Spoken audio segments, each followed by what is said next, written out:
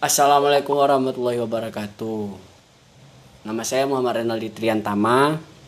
Saya dari Prodi Pemanfaatan Sumber Daya Perikanan. Pada video ini saya akan menjawab pertanyaan-pertanyaan dari tugas ikhtiologi.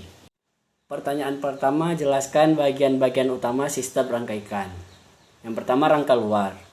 Rangka luar banyak ditemukan pada hewan avertebrata yang memiliki fungsi sebagai pelindung tubuh dari gesekan dan tabrakan.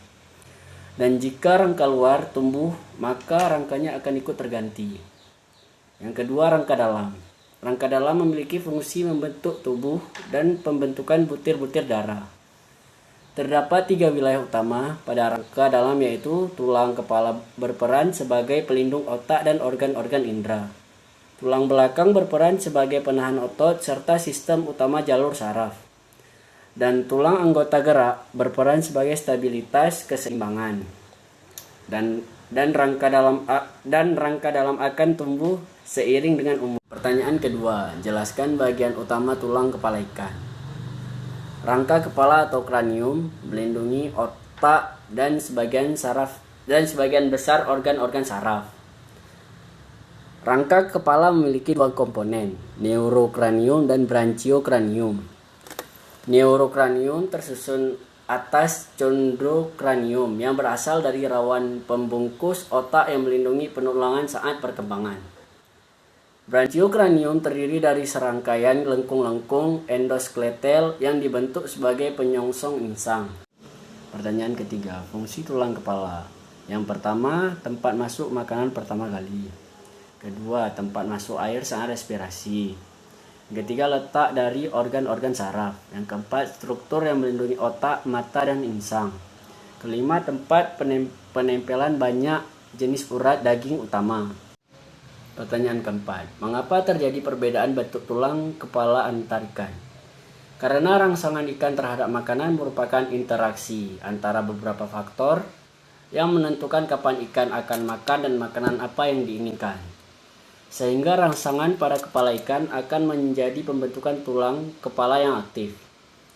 Rangsangan makanan yang diterima oleh kepala akan mengalir ke panca indera seperti rasa, bau, penglihatan, sentuhan. Dan pertanyaan kelima, apakah pola makan mempengaruhi struktur tulang kepala ikan?